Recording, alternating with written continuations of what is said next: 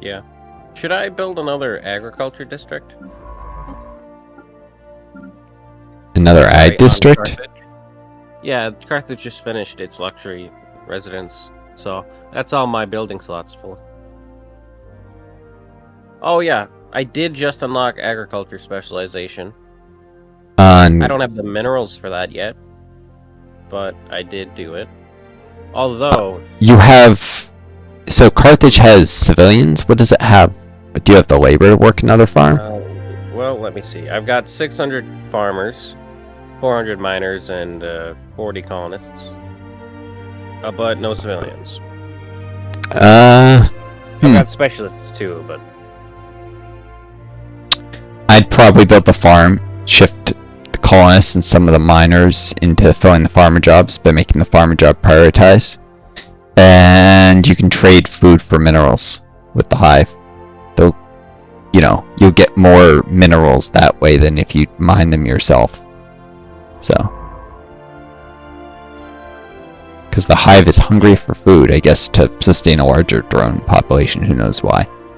Anyways. Okay. Would I... Anomaly discovered. Yeah?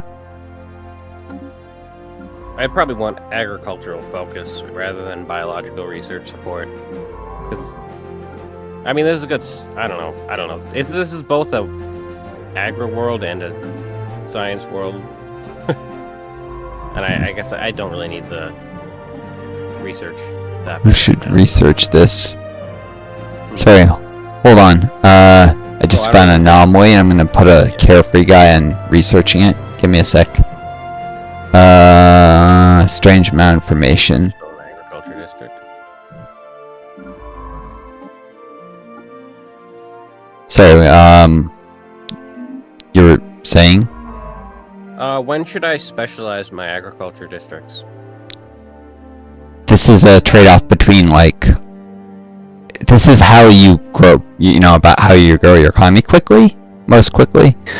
And so first you're going to want to make sure you got lots of... You're probably getting more benefits right now from shifting pops from mining to farming because of how lucrative the hive deal is. So you want to do that first, but the farm specialization is going to improve the efficiency of your economy. That is, less upkeep per farmer job because now districts... No, I mean like the agricultural focus one that adds building slots and farmer jobs. Yeah, I'm saying that increases the efficiency of your economy because now your districts provide 300 farmers instead of 200, which means you don't pay as much energy upkeep or empire size per job, and it also gives you build slots that you can put multiplier buildings in, or automation buildings, or both, you know? So, the specializations are about efficiency, but right now you just need the raw numbers of farmers. And it's cheaper and quicker, too. So, But yeah, I would definitely maybe try and trade for... what's your mineral surplus each month? 122? Although yeah. I am currently trading for 73 of those. I might add in another deal of food for minerals and energy. You might not need to do pure minerals, but a combination of minerals and, or maybe not energy, minerals and alloys with that hive mind. Well, what's your energy surplus? 108. Yeah, minerals and alloys. I would try and trade that to the hive mind. It looks like they want to give me a 1-to-1 deal for food and minerals. Food into minerals, they want to do 1-to-1? Yeah, at least monthly. Let me see if it's different for lump sum. Keep in mind, if you're doing a really small amount, there's rounding. That might not be in your favor. Like, when you said it was 1-to-1, were you only doing 1-to-1 for only 10 years? Because that's such a small amount, you won't actually see if the ratio is different. No, I was doing more. Yeah. Still, that's worthwhile, because farmers produce 50% more. A farmer will produce 3 food for the same amount of labor that a miner produced 2 minerals. So 1-to-1 deals in your interest. Not quite 1-to-1. Oh, wait. 31 to 30. It's just slightly out of my interest. It would be favorable even if it was 1-to-1, as long as they'll give you at least 20 minerals for each 30 food. It's worth it. Yeah. So. Okay. Yeah. I would definitely set up a big purchase of additional minerals and alloys. I say big because the bigger deals are fewer things to track and they're slightly more profitable than smaller ones because they need a certain amount of profit in absolute terms to agree. But, you know, they'll do a really big deal with the same amount of profit, they'll do a really small deal. They just need at least +1 in their favor.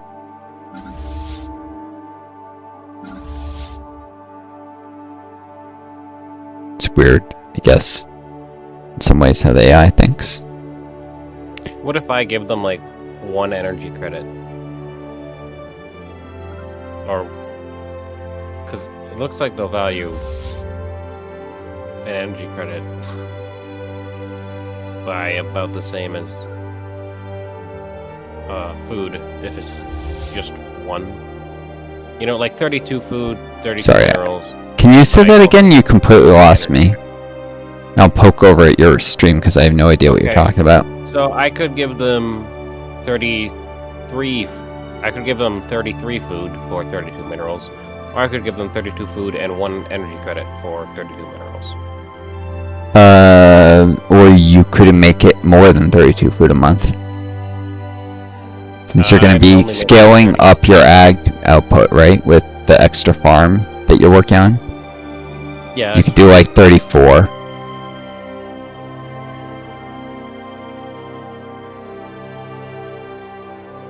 But yeah, you can use a little bit of energy as a tiebreaker, or trade, maybe.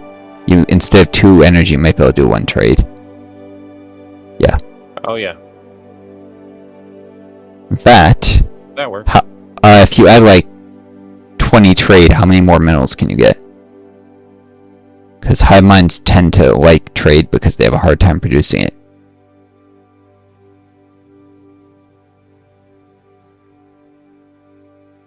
$46. So it went from what to what? What to 46? What was it before? 34, I think. So 20 trade for 12 minerals? Yeah. Not a great deal. 3 to 5.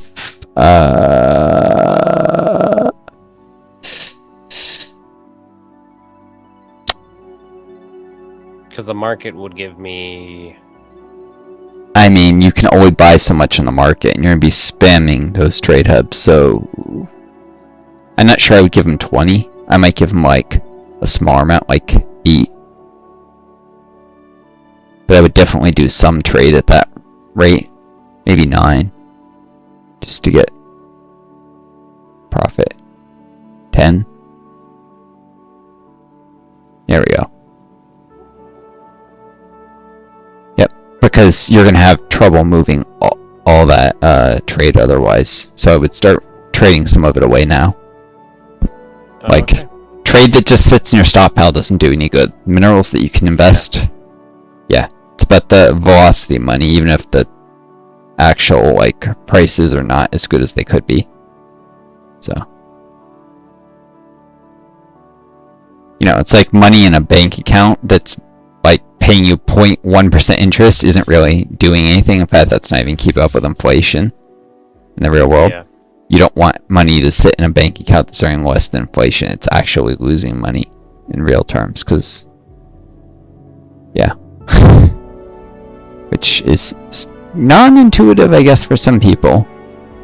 Yeah. I'll give my parents this. My mother was fanatical about the idea that I, like, develop a mastery of financial literacy from a very young age. Probably too much so. Oh, she's freaking arch capitalist. hyper-individualistic, like, thinks socialism is evil, like Marxism is evil, hyper-individualistic, completely unapologetic about, like, making weapons for the U.S. empire in her youth. Let's see, thinks she's a great person just because she, like, got an education, tried to work hard until she got depressed and, like, never did drugs. It's like, that's your standard for being a good person? Not being kind to people? Just being a ambitious hard worker? That's all, like, you know? She's not nice to people. She can be very, like, if she thinks someone's stupid or lazy or whatever, she's just, like, that doesn't, you know? Kindness is far more important than hard work. Not to say you shouldn't have both, you should, but whatever. Working hard is morally neutral. Yeah, I mean, you get something for it. A virtue should be something. I'm reading the Stormlight Archive series right now, and I'm in book 5, and the character Wait says something that's very, very apt. He says a virtue is something that you would value even if it gave you nothing in return. If you do something because it gives you something, it's not really a virtue. I mean, hard work we do because of the reward it gives us. There's a little bit of inherent value, like a sweat and like, oh yeah, your muscles burn at the end of the day, but not nearly the value. Most of the value we place on it is simply because of what it gives us, like the financial reward or something. Yeah, when it comes to employment anyway. Yeah. I guess, like, if you're working hard at, like, a hobby, building a chair or something, it's not the hard work itself, it's the things that's embodied, like personal responsibility and, it's not being a burden on others, or if you're able to care for yourself, which I'm not able with my long COVID to feed myself, or giving back to the world and helping others. Like, I was trying to be a doctor because I wanted to help others, but I didn't want to be a doctor because I thought there was some inherent virtue in doing something intellectually challenging just because it was challenging, Like, it's not like, oh, I'm an inherently good person because I can read medical textbooks and choose to do so, and no. Sitting in the library doesn't make me a good person. Sitting in the library in order to save lives, even though it's a hard thing to do, is what makes me a good person, Those are two entirely different things. So, anyways, I guess this is a finer point that people equate when they say they value hard work. Sometimes they really just mean they value working hard in order to achieve one of these other goals, which is what they really value. It's not actually the hard work, But there is a small amount of value in hard work itself. It's like most of it is actually about some other thing, like personal responsibility or altruism or, ambition or whatever other thing is the real virtue that people are thinking of. Anyways, on pause. Instead of a moralizing commentary, which I'm sure people on YouTube did not come for. I don't know, I've been playing too much Crisis in the Kremlin. That game makes you think about some moral questions, sometimes. Especially as it very much challenges you in a more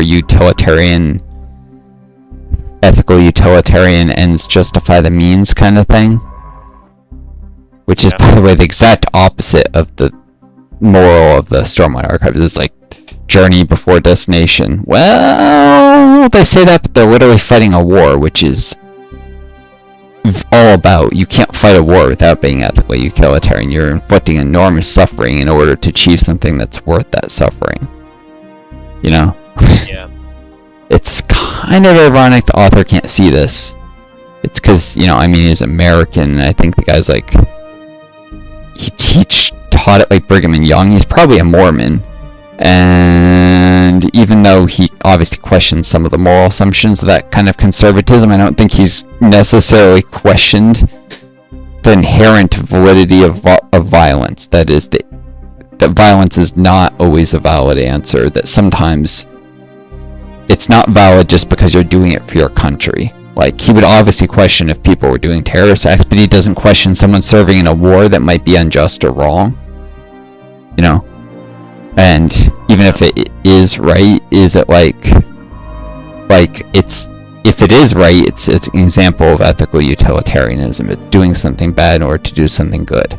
If it's not a just war, then then the means don't even justify the ends, and you shouldn't be doing it. Either way, ethical utilitarianism is the only way you can justify a war, because it's inherently a bad thing, people dying and suffering and being in pain and being afraid.